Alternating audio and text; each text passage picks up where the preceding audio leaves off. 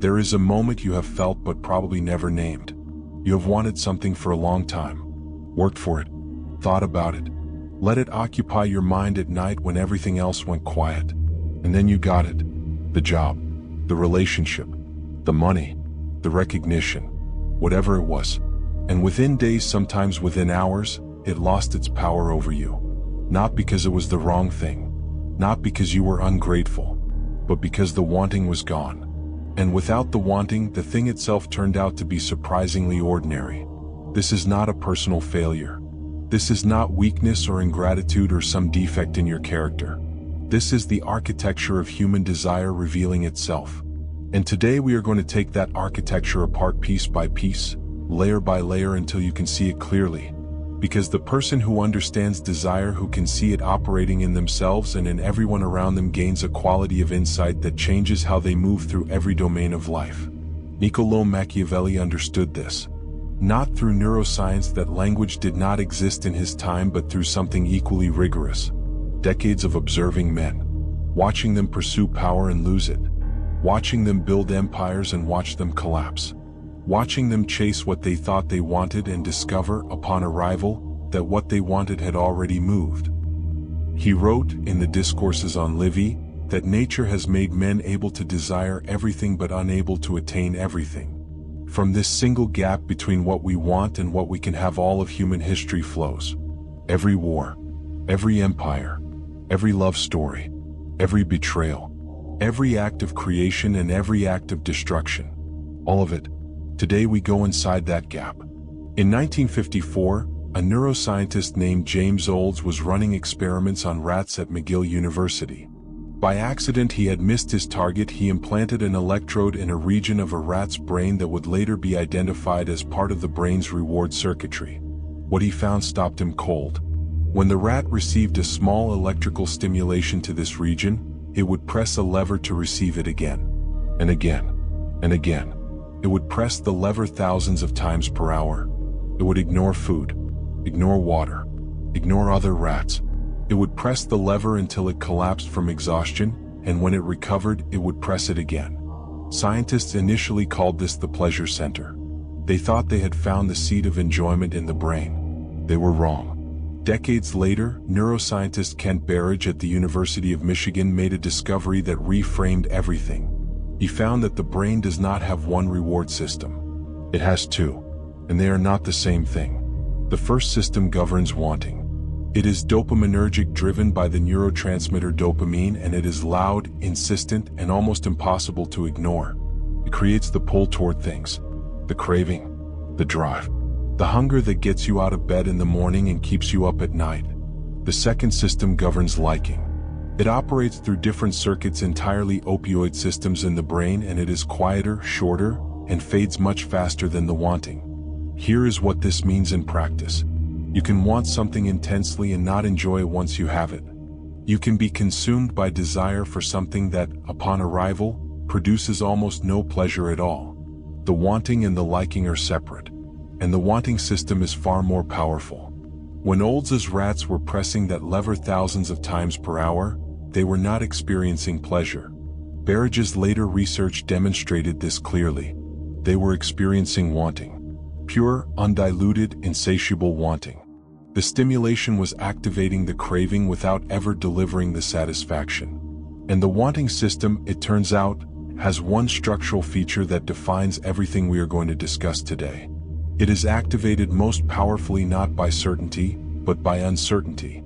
The neuroscience is precise on this.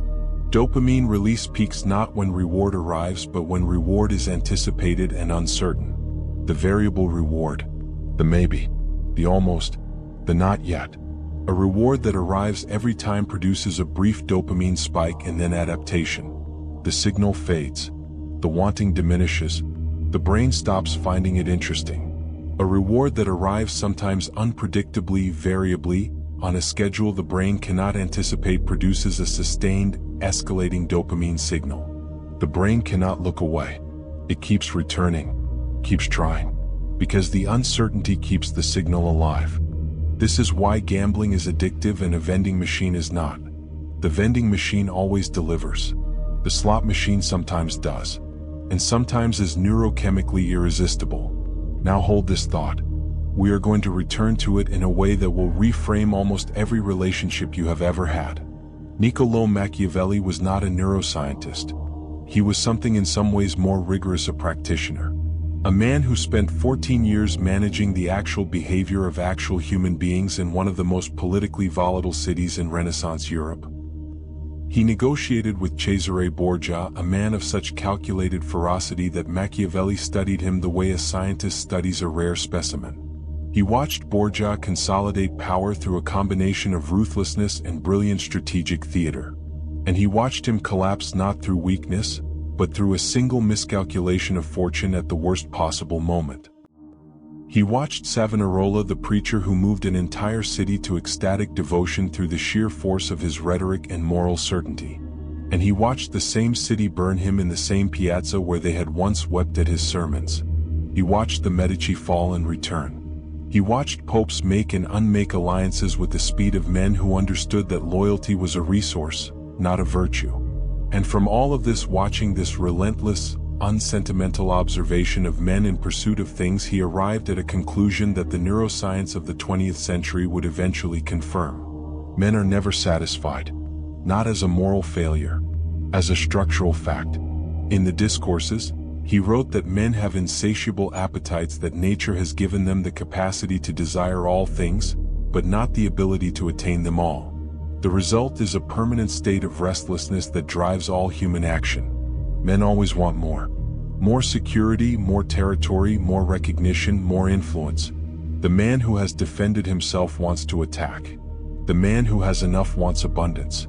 The man who has abundance wants domination. The appetite does not close. It migrates. Machiavelli drew a strategic conclusion from this that most of his readers miss entirely. He did not conclude that desire should be suppressed or transcended. He concluded that the prince who understood desire, who could see it operating in his people with clarity and without sentimentality, had the most powerful tool available to any ruler. You do not satisfy people. Satisfaction is not governable. Satisfaction ends desire, and desire is what makes people movable. You manage people's desire. You position yourself as the path toward what they have not yet reached. You give enough to maintain loyalty. You withhold enough to remain necessary. And you always remain slightly ahead, representing something they are still pursuing rather than something they have already possessed. The prince who gives everything becomes furniture. The prince who remains the horizon always approached, never fully arrived at, retains pull indefinitely. This is not manipulation in the crude sense. It is an accurate reading of how desire operates and a strategy built on that accuracy rather than on wishful thinking about human nature. Now we need to go deeper than Machiavelli had the vocabulary to go. Because desire is not one thing. It operates in at least 3 distinct modes. And each mode has its own logic, its own triggers, and its own strategic implications. The first is what the French philosopher René Girard called mimetic desire. Girard spent his career making a single argument that, once you see it, you cannot unsee. The argument is this: human beings do not decide what to want independently. We want what others want. Desire is not generated from within, it is copied from without. We look at the people around us, or above us, or beside us, and we want what they want, or what they have, because their wanting tells us it is worth wanting. This is not a conscious process. It happens beneath awareness, faster than thought. Someone else's desire for an object is the most powerful signal that the object is valuable. And so, desire spreads contagiously, mimetically, through social groups attaching to objects not because those objects have inherent value, but because someone whose judgment we respect, or whose status we envy, or whose life we observe, has directed their wanting toward them. This explains things that otherwise make no sense. Why does a painting sell for $100 million? Not because it is 100 million times more pleasurable to look at than a painting that sells for 1,000. But because the competition for it, the visible, public desire of multiple serious parties, drives the signal of its value beyond any rational assessment. Why does a person become more attractive the moment someone else shows interest in them? Not because they have changed. Because the desire of another person is a signal, and your brain reads that signal and updates its assessment of the object accordingly. Why do trends exist? Why does the same style of clothing go from ignored to desirable to passé within 18 months without the clothing itself changing? Because desire is social. It flows through networks of imitation and spreads through observation. Machiavelli understood this intuitively. He knew that a prince's reputation was not merely vanity, it was a strategic asset that directly affected how others desired to ally with him, serve him, or fear him. A prince perceived as powerful attracted allies who wanted proximity to power. A prince perceived as declining repelled them. The perception created the reality by shaping the desire of everyone watching. The second mode is scarcity desire. The brain reads rarity as a signal of value. This is not irrational, it is evolutionarily sensible. In the environment in which human psychology was shaped, scarce things were generally scarce because they were worth competing for. Calories, mates, territory, water. The scarcity itself was information. The brain has never updated this heuristic for a world of artificial abundance. So, it continues to assign value to rare things with an automaticity that bypasses conscious evaluation entirely. The practical consequences are everywhere once you learn to see them. The luxury brand does not simply sell a product. It sells controlled scarcity, limited editions, waiting lists, prices calibrated not to what people can afford but to what produces the sensation of exclusivity. The desire for the object is manufactured not by the object's qualities, but by the careful management of its unavailability. The deadline on a commercial offer does not merely create urgency. It creates scarcity of time, and the brain responds to that scarcity with the same wanting signal it would produce for any rare resource. And the person who is always available, always present, always ready, always there has made themselves abundant, common, and scarcely. And the wanting system, encountering no scarcity signal, produces no escalating desire. This is why Machiavelli's prince was never fully accessible. Not because he was playing games. Because accessibility is the destruction of the scarcity signal. The prince who can be had at any moment is not a prize. He is furniture. The third mode is the deepest one. And it is the one that, once understood, changes how you see every decision you have ever made. Projected desire. We do not want objects. We want identities. When a man wants a particular car, he is not wanting the car. He is wanting the version of himself who owns it. The identity the car projects. The way he imagines he will feel moving through the world, being seen, being known as someone who drives that car. He is pursuing a self-image. And the car is the proposed means of arrival. When a person wants a particular relationship, they are not wanting the other person in their full complexity. They are wanting the version of themselves who is with that person. The status, the feeling, the self-concept loved by this particular person, chosen by this particular person that the relationship represents. This is not cynicism. It is observation. And the reason it matters is this. Projected desire can never be satisfied by the object because the object was never the point. The man who buys the car discovers that the version of himself he was pursuing did not come with it. He is still himself with a car. The gap that desire was pointing at did not close. It merely migrated. Machiavelli knew this. Not in this language but in practice. He understood that what people said they wanted and what they were actually pursuing were rarely the same thing. The general who claimed to want peace was pursuing security. The merchant who claimed to want profit was pursuing status. The politician who claimed to want justice was pursuing power. The work of the strategist was to read the desire beneath the stated desire and operate at that level. We have now established three things. The brain is structurally built for wanting more than for having. The wanting system is activated most powerfully by uncertainty, variability, and the not yet. And desire itself operates in at least three modes: mimetic, scarcity-based, and projected, each with its own logic. Now the question that actually matters. What do you do with this? Not as a manipulator. As a person who wants to live with greater clarity, make better decisions, build something real, and understand the people around them with more accuracy than sentiment usually allows. The first application is to your ambition. Most men pursue outcomes they have imagined without examining whether the pursuit itself is sustainable, or whether the arrival will deliver what they expect. They choose goals based on projected desire, the identity they imagine the achievement will confer, without accounting for the neuroscience that guarantees the satisfaction will dissolve almost immediately upon arrival. The Machiavellian approach is different. You choose the pursuit whose process builds you regardless of outcome. Not because outcomes do not matter. Because the wanting system will always move the horizon. You will always be pointed forward. The only question is whether the forward you are pointed at is worth the years of pursuit. Choose terrain that makes you better whether you win or lose. Choose the craft, the domain, the body of work whose daily practice compounds into something valuable independent of any particular arrival. Then the fact that desire is never finally satisfied becomes an asset rather than a curse. Keeps you in motion. Keeps you sharp. It keeps the horizon interesting. The second application is to your relationships. The dissolution of desire after possession is one of the least discussed and most destructive forces in long-term relationships.